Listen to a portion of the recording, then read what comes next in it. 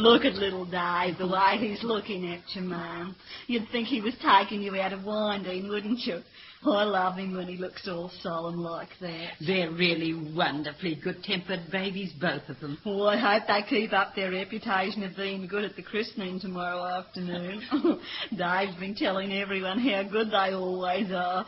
He says he wouldn't be a bit surprised if they didn't cry their lungs out at the christening just to make a fool of him. Yes, it's wonderful the way these things do happen, but I think they'll be good. What's Dave doing today, Mabel? Oh, he's doing some cement work round the pigsties. That's why he didn't come over. It dries kind of uneven if you leave off in the middle of it and then go back to it later. He takes a wonderful interest in those pigs, doesn't he? Yes, and I will say this for him, Mum. Those sties are a credit to him. I think Dave's pig pens are the neatest in the district. He makes little runways in the cement and it makes it so easy to clean out. They look a picture, and the pigs are always bonzer and clean. Yes, I always remember Dave saying when he first thought of having pigs that he didn't see any reason why pigs shouldn't be just as pleasant to handle as any other animals. Oh, Dave proved that with Bonnie Leslie. That pig knows Mabel. I'm sure he does. Now, would you like to go in and see your father? Oh, yes, I would, thanks, Mum. I'll just go to the door. The twins will be all right here, won't they? Oh, yes, quite all right. Come along, dear.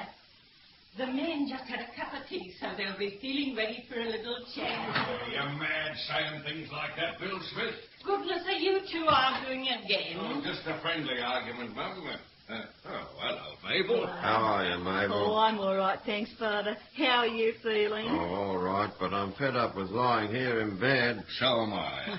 They're about the two most unwilling patients a woman could possibly have, Mabel. Oh, well, it gets on a man's nerves, Mum, you know, lying here in bed when there's so much to be done. Too right it does. Well, it's no use complaining about that. You've both just got to stop that till you're better. I honestly believe, Mabel, that Dad and Mr. Smith think that something terrible will happen to Snake Gully unless they're up and about to look after it. Oh, well, there's so much going on, Sarah. And here's Bill and me lying here all day doing nothing. We won't even be able to go to our own grandchildren's christening. Yes, that's a nice thing to happen. Our own grandchildren being christened and us not there. And the moving picture director's arriving today, too. Yes, we wanted to have a word with him about getting some good scenery into the picture. But there'll be plenty of time for that when you're better, Dad. Oh, there's nothing like getting in early with these things, Sarah.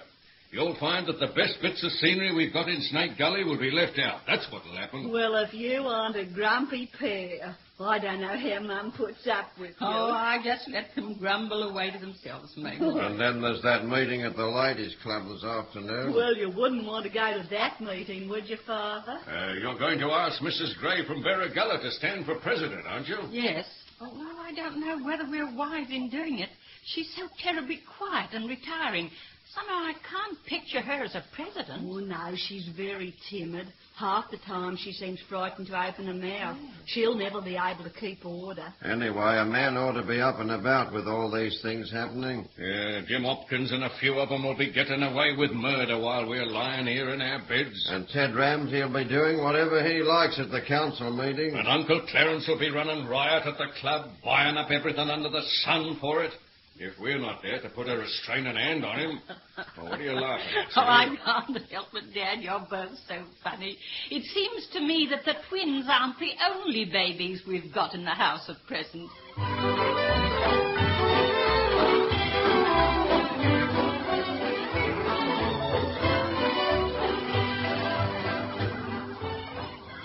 Is everything ready for my face pack, Madam Deemer? Remember, I've got to get along to a meeting at the ladies' club this afternoon. Everything is ready, madame. Oh, you will feel so refreshed after the pack. Looks terrible in that basin. Oh, but it is not the look of it that counts. It is the tonic properties which are in it. Do you think if I have a lot of those face packs, I'll get to be ravishingly beautiful? Well, Will I make my skin pale and creamy like yours, Madam Deemer? well, you see, the texture of the skin is different. I am naturally pale. You are naturally pink and white. But this will improve the look of the skin. I want you to try and make me mysterious looking if you can. A kind of a sphinx woman. Yes. Well, the main thing is care of the skin. This pack will make it smooth and lovely. People will love to touch it. I don't know that I'd like people coming up touching my face all the time. Still, I'd like it to look nice. Oh, I wish I had a pale complexion like yours, though. Oh, but the pink roses in your face suit you. Now, your husband, he is in need of more color. He looks very drawn, poor man. Does he? Oh, yes. Have you not noticed it, madame? I believe he is looking a bit pale and thin in the face lately. I dare say the measles took most of the colour out of him. It is a pity if he lets his face go. He has a very nice face, but it needs care. He should have a face pack. Do you think it'll improve him? I am sure of it. It would take that tired look away from him. Oh, well, then I'll see that he has one. You there, Annie? Can I come in? Yes, come in out. Oh, yes, you are looking tired and drawn. That's quite true. I feel pretty tired and drawn. Oh, well, just you sit down there in that chair there, Alf, and let Madam give you a beautiful, cool face pack. What? Oh, Annie, you must be mad. But, Alf, it'll make all the world of difference to you. Oh, it might, but I'm not going to have it. What do you think I am? Oh, but, Alf... No, I tell you, Annie, you can go chopping and changing your face if you like, but this is the face I was born with, and no matter what happens, I'm sticking to it.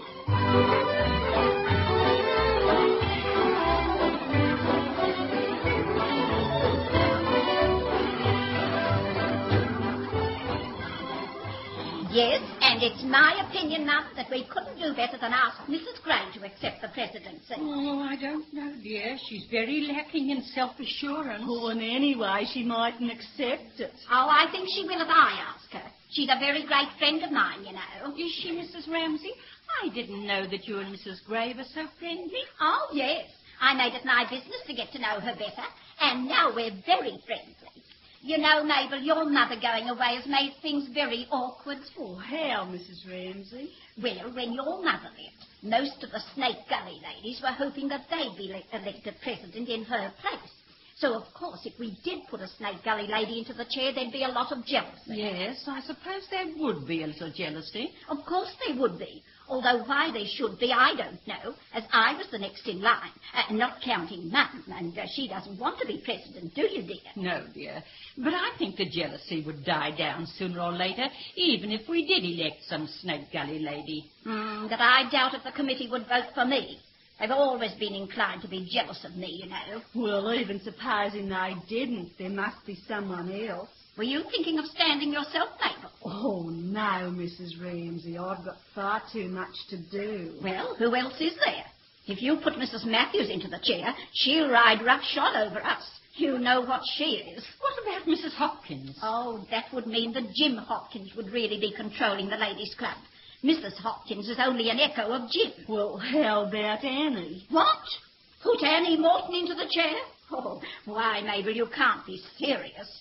Annie's much too aggressive. She'd consider nobody's interest but her own. If Annie becomes president, we wouldn't have a member left in a fortnight. Oh, now, Mrs. Ramsay. I'm quite sure of it, Mabel. No, the only thing to do is to prevail on Mrs. Gray to accept it. She's such a meek, quiet little thing. She'd never try to dominate anyone. She'd do exactly what we told her. Do you think that's good in a president, Mrs. Ramsay? It's safe, Mum. That's the main thing. We don't want anyone who'd try and dictate to us. Oh, well, I suppose we'd better try and get Mrs. Gray to stand.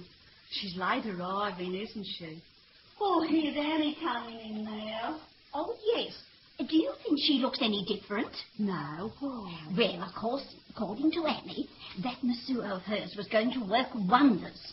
Have you seen this masseur yet, Mabel? Oh, no, not yet. Have you? Yes, I've seen her, Mabel. And believe me, if ever there was a hussy, she's one. Is she?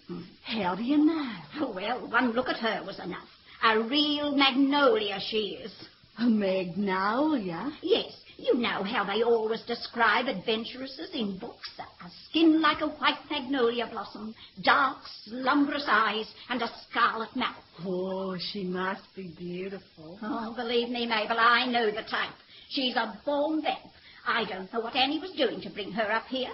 It's silly having a masseur, but Annie was always a social climber. Oh, hello, Annie, dear. We were just talking about you. Oh, hello, everyone. We were just saying, dear, how nice it will be if Mrs. Gray will accept the presidency. Have you asked her yet? Oh, no, she's not here yet. Oh, here she is now. Oh, yes.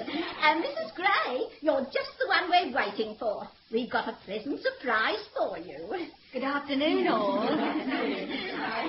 How would you like to be president of the Ladies' Club? President? Me? Yes, dear, you. Oh, Mrs. Ramsey, I couldn't. Oh, that's nonsense, dear. Of course you could. There's nothing to it, is there, Mum? Oh, I couldn't really. I'd be too self-conscious. Oh, there's nothing to be self-conscious about. But I'd have to make speeches and everything. Oh, I'd be too nervous. Oh, you'll soon get over that, dear. Why, when I was a girl, I was the most sensitive and nervous little thing you could ever imagine.